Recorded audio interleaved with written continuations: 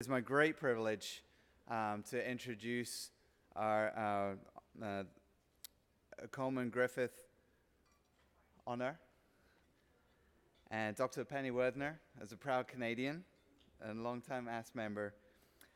She is the professor and dean of the Faculty of Kinesiology at the University of Calgary in Alberta.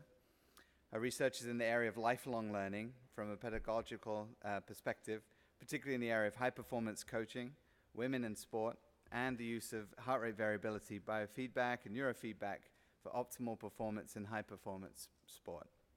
She is a former Olympic athlete herself in athletics and has worked with Canadian coaches and athletes over the span of 12 Summer and Winter Olympic Games. From the 1998 Winter Olympic Games in Calgary to the more recent 2016 Summer Olympic Games in Rio, and of course the 2018 Winter Olympics in Pyeongchang. Please welcome Dr. Penny Wagner to the stage. Thank you.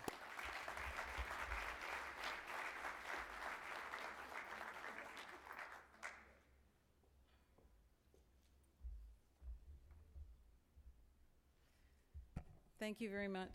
I'm so very honored to be to give this year's Coleman Griffith lecture. So first, thank you to the executive of AASP for asking me. Tracy asked me in passing last year, and I said, sure. So thank you. The purpose of this lecture is to reflect on the past, the present, and the future of our profession in sports psychology. And Sean McCann did a terrific job last year in this role. And he spoke of the legacy of Coleman Griffith. And so I'm not going to spend much time on that this afternoon, but I do really urge you to go to AASP website and watch his presentation. We owe a great deal to Coleman Griffith and indeed many individuals who have come before us in this profession. And I will speak briefly, I know Tracy's going to do this as well, but I would be remiss not to speak of Ken Ravizza. I hesitate to tell you, though, when I first met him, it was at an ISSP conference that we actually ran in Ottawa a bazillion years ago.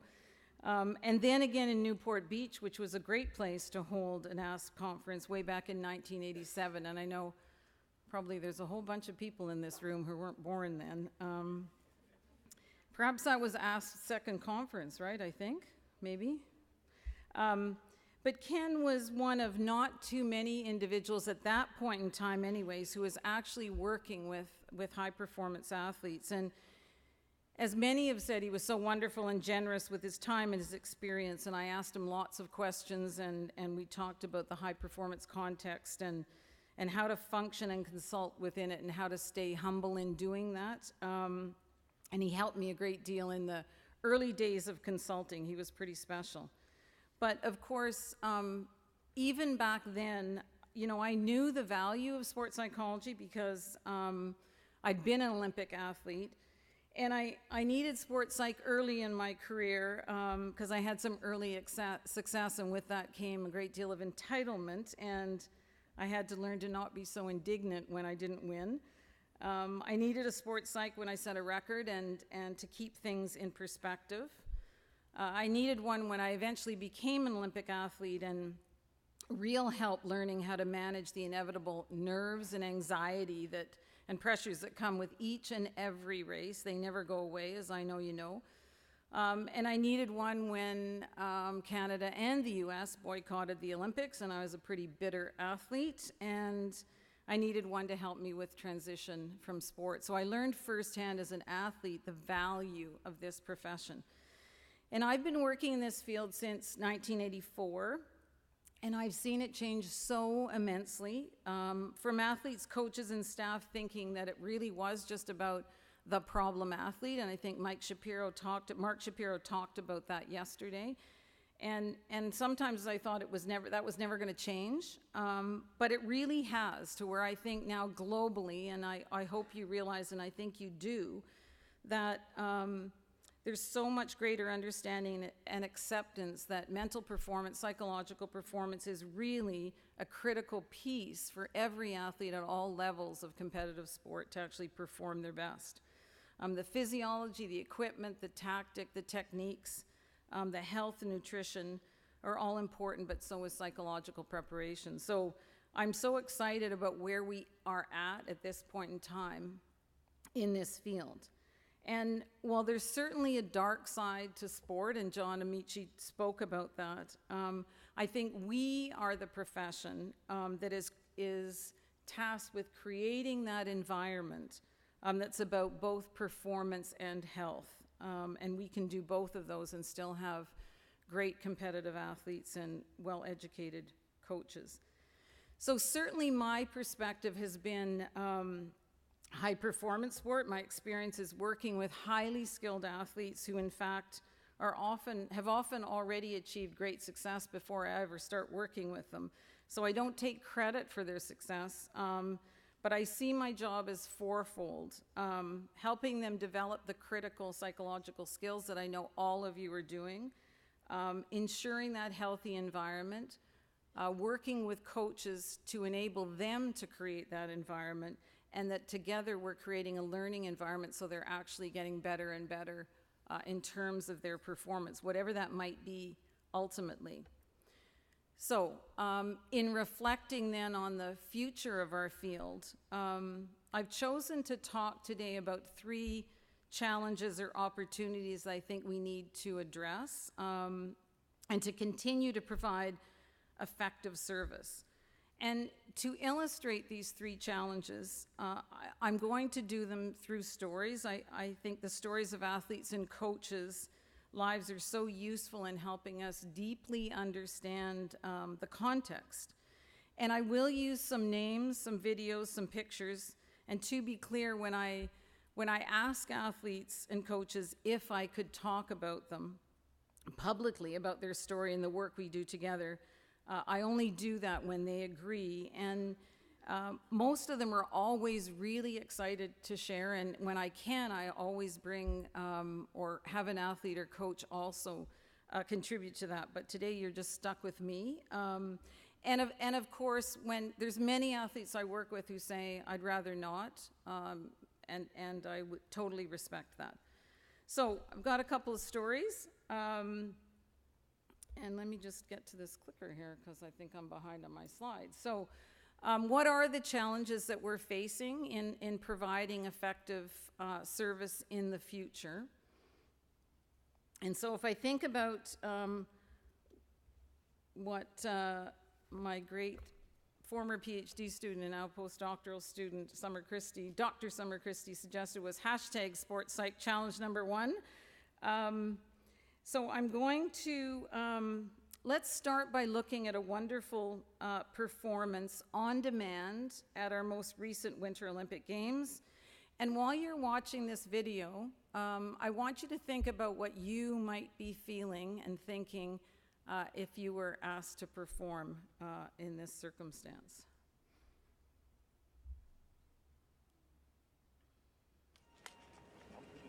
Cassie Sharp, Marie Martinot, Britta Sigortny holding the medal positions here in Korea. Look who's up.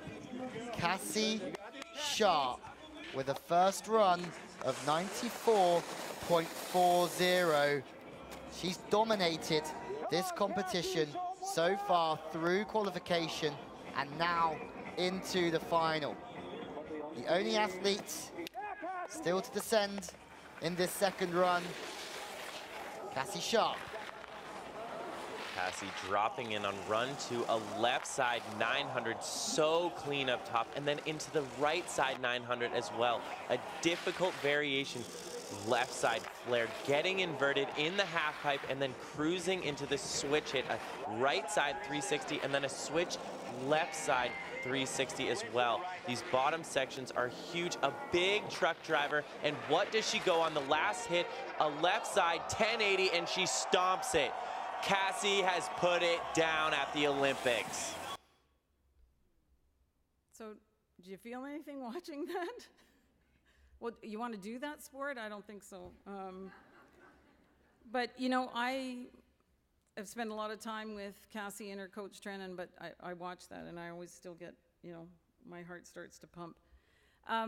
All of us working in this field have encountered issues with coaches, certainly.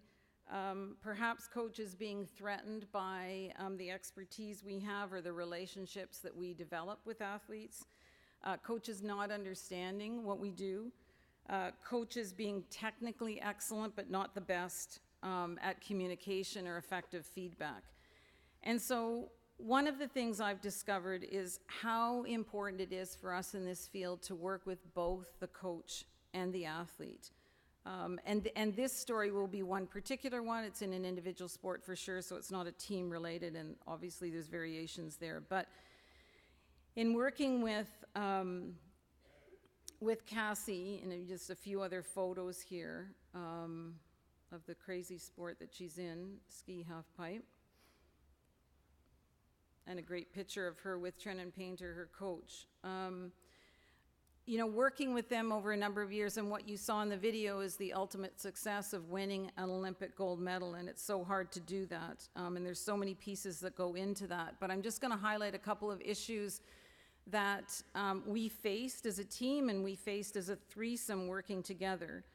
Certainly in the beginning of our work, you know, the athletes, and not just Cassie, but the team spoke about too much information from the coach coming at the top of the hill before their runs.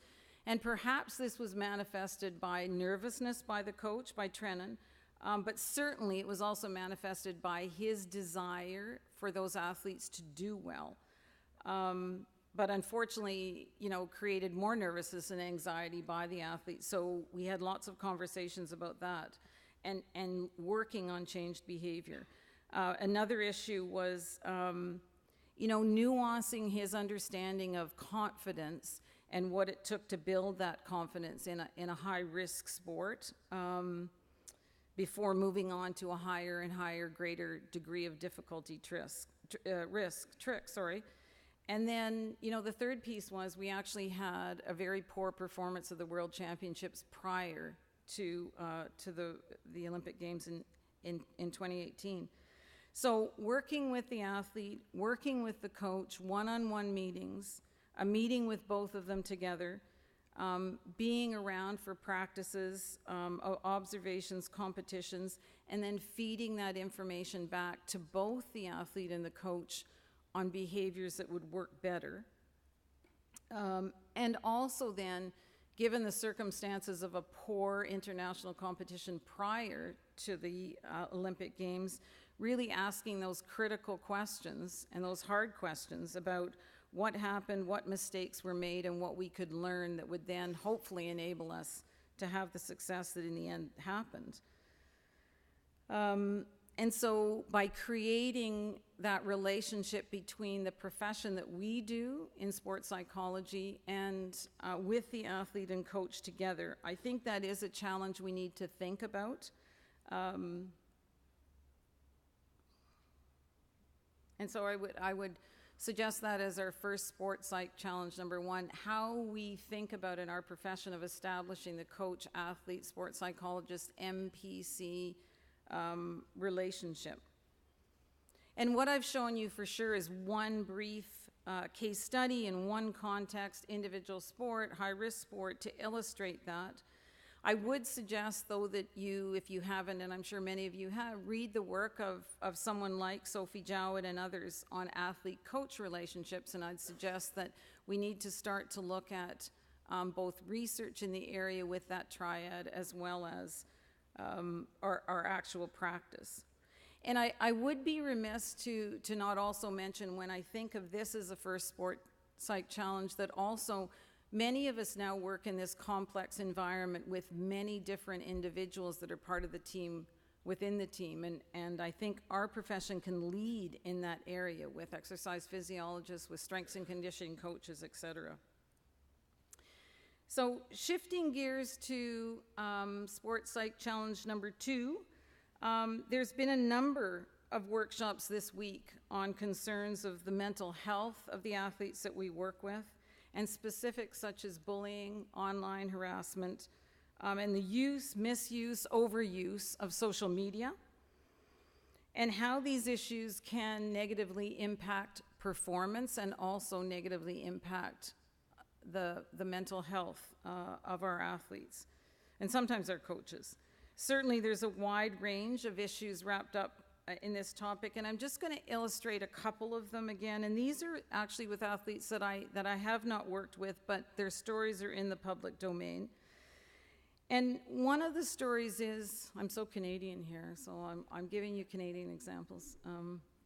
You know, competitive sport is highly stressful, and so how do we manage that? That is the role that we do. During the games in Korea, one of our athletes, Kim Bhutan, was actually received death threats after her races. And, you know, suffice it to say that it was a dreadful experience for this athlete and her coaches. But I am pleased to say that the Canadian Olympic Association, that helps us be very well prepared for Olympic Games, really managed this situation very well as could be expected under the circumstances.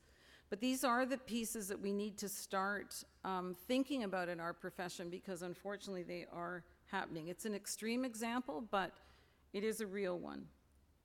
There was another athlete, one that I worked with, but after this had happened, different athlete, different story, but going into Olympic Games, put a great deal of information about what he was going to do and what he was going to accomplish on social media.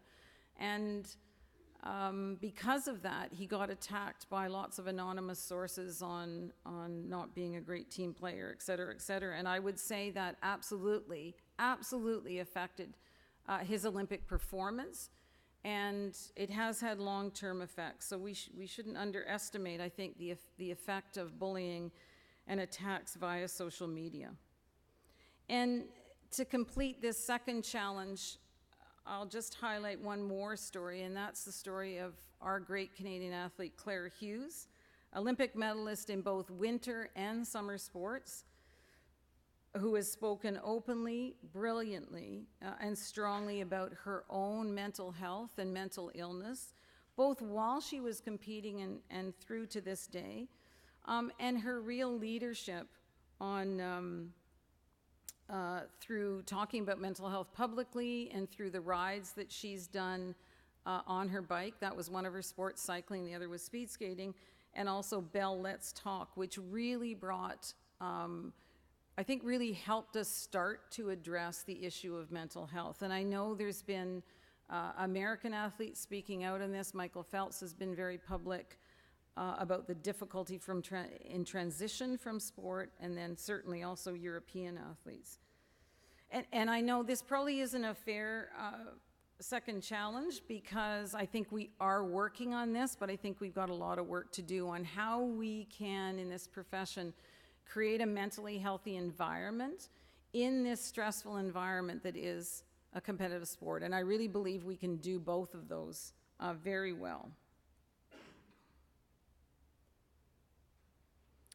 And if I turn to what I'm calling my third Sports Psych Challenge, it's illustrated by another fascinating athlete in the sport of canoe kayak, flatwater canoe kayak, a sport thankfully much less risky than half-pipe ski. So let's watch a video of Mark de Jong at the Olympics in London 2012, where he won a bronze medal, although you don't hear much about that because the British fellow wins the gold. But the noise now will start to subside. These are the moments of real tension, the nervous, relative quiet before the explosion of effort and noise. The waters of Eton Donny just rippling gently, but about to be churned up by the 8 quickest paddlers in the world to decide the very first Olympic champion in the men's 200 metres individual kayak. The atmosphere wonderful, heavy with hope for Ed McKeever, that Britain might have a gold medal to celebrate. He will start fast, no doubt about that, but de Jong and Cravioto, Novakovic will try and reel him in. They're away first time, off through a surge of spray and into that wall of noise, and who gets out quickest? It's pouring down from the stands, the noise. McKeever there is out fast in lane 4 from the right as we look down there, and McKeever with the red bow of his kayak powering on. The lighter man, he has such great strength. They will try and reel him in now. Cravioto trying to get up alongside him. McKeever holding on at the moment as they come into the final 50 metres. McKeever still out in front. They'll have to work hard to reel him in. They're not going to get there. McKeever, as he comes up to the line, still holding on. It is gold for Ed McKeever. And bronze for Canada.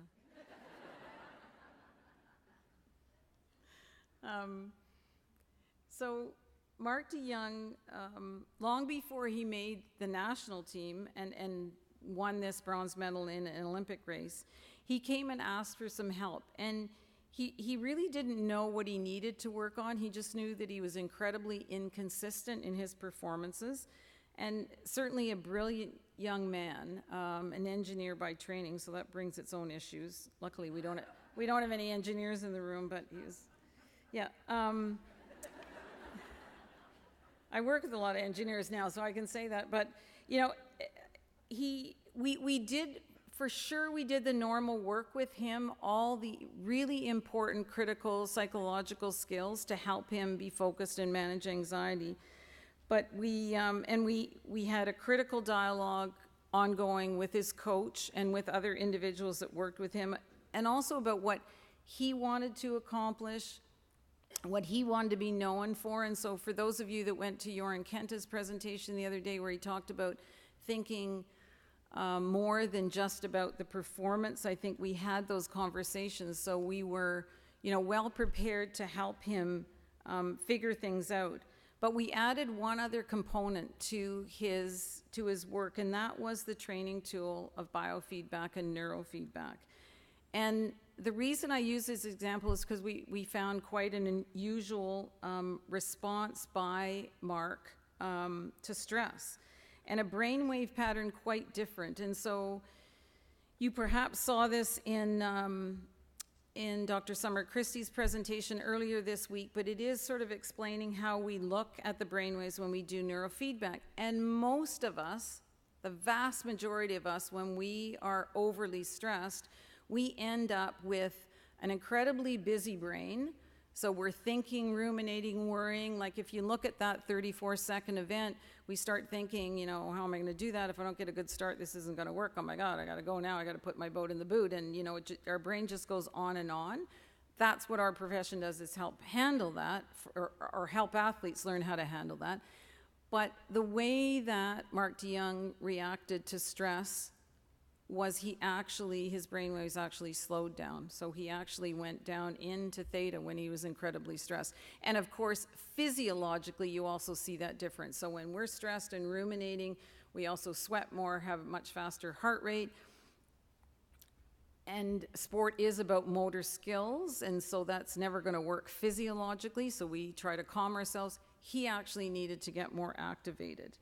And you know, we would have figured that out, I'm pretty sure. Probably would have taken us a lot longer without the technology. And we felt pretty confident as we use that technology to help us understand what was going on for him. And in doing that, we added along with the coach, and in this case, actually the exercise physiologist, added a very active warm-up for him to actually be physiologically activated, so then he was cortically also activated. And we experimented with that, we questioned it, the athlete was very much involved in that, we discussed, we figured it out, we learned, and we did it over and over again until we got him in the right range. While we're still working on the psychological skills and we're still using the technology. And, you know, as a result, he performed really well for a consistent period of time. So he won an Olympic bronze medal, which was a great result for him at that time in 2012, and then went on to be two-time world champion. Just so you don't think everything works out perfectly, in 2016 he didn't have a great Rio Olympic Games, and there's a myriad of reasons for that. But he's coming back for 2020, so we'll come back and do some of this work, and we'll see how it works. It's not easy coming back, that's for sure. Sport moves on. But interestingly, I've just encountered another athlete in a different sport, in the sport of athletics, who seems to have the same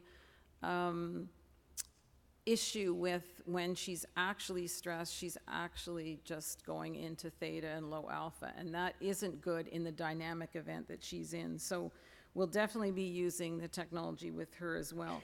But biofeedback is really just one example of technology. Sorry, I got to keep up with my slides here. One more picture of Mark. So the third sports psych challenge is, really us as a profession thinking about the effective use of technology. So biofeedback is one. I think virtual reality has entered the marketplace, although maybe it entered a long time ago and we're just catching up, or I'm just catching up. We are going to use it with some of those skiers that you saw in the beginning to actually enable them, or what we're going to research is whether being able to train those very dangerous tricks through virtual reality will actually help them learn them in a different way and will eliminate some of the risk. We're never going to eliminate all of the risk in that sport for sure. And we know in medicine that virtual reality has been used for many years in terms of brain tumor removal. They're always working on simulation and machines. So I think it is, athletes are using lots of apps, and some of those are valid and reliable and some of them aren't. But I think this profession really needs to think about how to use these tools with athletes. Every athlete doesn't need them. When we use them, we need to individualize them for the group, the team, the athlete, the coach that you're working with. But we certainly need to read the peer-reviewed literature on these apps and be informed at the very least. And so that is the third sports psych challenge, and I got 4 more minutes to conclude this. Like, perfect.